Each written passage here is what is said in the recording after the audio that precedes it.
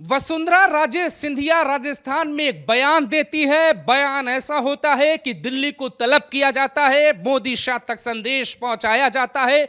वसुंधरा राजे सिंधिया ने कुछ कहा है, उस कहने का कुछ मतलब है, कुछ मतलब के भी कुछ मतलब है, क्योंकि ये सियासत है। राजस्थान के मुख्यमंत्री साल 2023 में ही बनाए गए थे, आखिरी महीने में, भजन लाल शर्मा, जिनको राजनीतिक अनुभव कम है, ऐसा उनके विरोधियों द्वारा प्रचारित किया गया। और वहां की राजनीति में उनको कुर्सी तो मिली, लेकिन क्या वो उसे संभाल पाएंगे और कुर्सी को बचा पाएंगे, ये प्रश्न वसुंधरा राजे सिंधिया के एक बयान के बाद खड़ा हो गया है। वसुंधरा राजे सिंधिया की जो ताकत है बीजेपी में, उस बात को समझने के लिए आप ऐसे समझिए कि जब 2013 में लोकसभा विधानसभा चुनाव हुए राजस्थान में, तो बीजेपी 200 सीटों में से 163 सीटों पर जीती और राजस्थान के हर राजनीतिक आंकड़े को ध्वस्त कर दिया। वसुंधरा राजे सिंधिया के बारे में कहा जाता है कि वो एक बेहद ताकतवर महिला है और बीजेपी की एक ऐसी लेडी सिंघम नेता है जो कभी भी मोदी शाह के सामने झुकने को तैयार नहीं हुई। वसुंधरा राजे का बयान बताएं, उसके मतलब को समझाएं, उसके पहले आप कुछ तस्वीरों को देखिए ताकि आप कहानी को बेहतर तरीके से समझ पाएं कि क्या वाकई में बीजेपी बहुत कमजोर स्थिति में पहुंच गई है और प्रधानमंत्री नरेंद्र मोदी और अमित शाह के सामने कोई चुनौती खड़ी होने वाली है, या ये सिर्फ एक ऐसी खबरें हैं जिनका राजनीतिक मतलब हो सकता है लेकिन सत्ता से कोई लेना देना नहीं हो सकता। ये तस्वीर है 8 मार्च साल 2018 की। राजस्थान के झुंझुनू में प्रधानमंत्री नरेंद्र मोदी की एक रैली थी और उस रैली में उनके ठीक बाईं तरफ वसुंधरा राजे सिंधिया बैठी थी और उस वक्त जो है वो राजस्थान की मुख्यमंत्री भी थी। उस तस्वीर में आप देखिए कि प्रधानमंत्री के सामने वो एक अंगुली उठाती हैं और एक तरफ इशारा करती हैं। वो राजनीतिक गलियारों में उस तस्वीर की काफी चर्चा हुई और यह कहा गया कि मोदी जैसे विशाल व्यक्तित्व के नेता, जिनके सामने पार्टी के नेता कभी इस तरीके की हरकत नहीं करते, उनके सामने वसुंधरा राजे सिंधिया का यह इशारा काफी बड़ा है। लेकिन सत्ता चली गई और वसुंधरा राजे सिंधिया लाख कोशिश के बाद राजस्थान की मुख्यमंत्री नहीं बन पाती है। यहां तक कोशिश करती हैं, उन पे आरोप लगते हैं कि रिजॉर्ट के भीतर उन्होंने विधायकों से मुलाकात की थी। लगातार वसुंधरा राजे विधायकों के संपर्क में रही, यह खबर दिल्ली आलाकमान तक पहुंची थी, लेकिन उनको मुख्यमंत्री नहीं बनाया गया था। उनके बेटे दुष्यंत सिंह पर भी यह आरोप लगे थे कि उन्होंने भी बीजेपी के विधायकों से रिजॉर्ट पे मुलाकात की थी और कुछ विधायकों को छिपा के रखने की चर्चाएं भी राजस्थान की सियासत में होती है। उन दिनों 3 प्रदेशों में चुनाव हुआ था। एक प्रदेश था राजस्थान, दूसरा था मध्य प्रदेश और तीसरा था छत्तीसगढ़।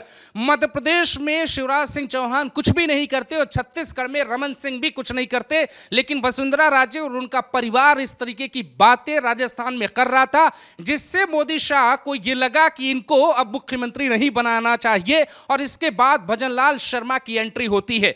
भजन लाल शर्मा को जब मुख्यमंत्री के तौर पर प्रोजेक्ट किया जाता है, उसके बाद आप ये देखिए कि राजनाथ सिंह के ठीक दाहिनी तरफ वसुंधरा राजे सिंधिया बैठी होती हैं। जेब से राजनाथ सिंह एक पर्ची निकालते हैं, वो पर्ची देखकर वसुंधरा राजे सिंधिया दंग रह जाती हैं। इसका मतलब यह था कि उनको यह तक नहीं बताया गया कि राजस्थान का मुख्यमंत्री कौन होने जा रहा है। इसी कहानी में भजन लाल शर्मा और वसुंधरा राजे सिंधिया के बीच की दूरी बढ़ गई और भजन लाल शर्मा एक संगठन के बड़े नेता हैं, जमीनी नेता हैं, लेकिन प्रशासनिक अनुभव की बहुत कमी थी और इस बात को उन्होंने भी एक बार 1 महीने मुख्यमंत्री का कार्यकाल पूरा करने के बाद स्वीकार लिया था। वसुंधरा राजे सिक्किम के राज्यपाल ओम माथुर के मंच पर उनके सामने एक बात कहती हैं। वसुंधरा राजे सिंधिया कहती हैं कि ओम माथुर बहुत बड़े नेता हैं, ये कितने भी बड़े बन जाएं, कितनी भी ऊंचाइयों पे पहुंच जाएं, ये जमीन से अपने पैर नहीं हटाते हैं, लेकिन कुछ लोगों को पीतल की लौंग मिल जाती है तो वो हवा में उड़ने लगते हैं, जमीन को छोड़ देते हैं, अपने कद को भूल जाते हैं। ये राजनीतिक बयान किसकी तरफ था, इसका आकलन आपको भी उतना ही करना है जितना हम इस रिपोर्ट में आपके लिए करना चाहते हैं। ऐसा कहा जाने लगा कि ये बयान दिल्ली के आला कमान के लिए था, मोदी शाह के लिए था और ये बताने की कोशिश वसुंधरा राजे सिंधिया कर रही थी कि अब उन्हें सत्ता में लौटने का वक्त दिखा दिखाई देने लगा है। लेकिन क्या वाकई बीजेपी उन्हें मुख्यमंत्री की कुर्सी सौंप देगी? इस बात में कितना दम है, इस बात को भी समझते हैं। राजस्थान के भीतर पेपर लीक होना और अयान शेख के घर पे बिना जांच के बुलडोजर चलाना क्या भजनलाल शर्मा पे बहुत भारी पड़ गया है और इस बात से दिल्ली आला कमान नाराज है। ये दो बातें ऐसी हैं जो मुख्यमंत्री में काफी चर्चा का विषय है। तीसरी बात यह भी है कि लोकसभा चुनावों में भारी नुकसान बीजेपी को होता है, जिसके बाद वसुंधरा राजे सिंधिया का कद बड़ा होता है। लेकिन राजनीतिक पंडित जो लिखते पढ़ते आते हैं वो कहते हैं कि वसुंधरा राजे सिंधिया एक ऐसी नेता थी जो मोदी शाह के कंट्रोल में कभी नहीं रही, उन्होंने कभी उनकी बात नहीं सुनी। इसीलिए जब ये बात आगे बढ़ चुकी है और राजस्थान की सियासत आगे निकल चुकी है, वसुंधरा राजे सिंधिया के बिना साथ सत्ता चल रही है या बिना कुछ ऊपर नीचे किए वसुंधरा राजे सिंधिया की कोई उपयोगिता राजस्थान की राजनीति में उस लेवल की नहीं है जो कही जाती थी कि बिना उनके चुनाव नहीं जीता जाएगा। ये प्रश्न खत्म हो चुका है। तो फिर वसुंधरा राजे सिंधिया पे दोबारा यकीन करना मोदी शाह के युग में शायद संभवतः संभव न हो।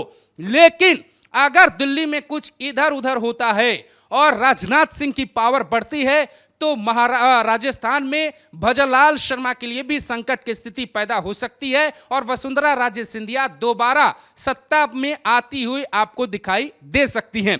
इन सभी बातों के जो जवाब हैं, जो सवालों के जवाब है, वो भविष्य पे छोड़ देने चाहिए। सिर्फ आपको यह समझना है कि कश्मीर में राहुल गांधी कहते हैं कि बहुत जल्द मोदी की सरकार जाने वाली है।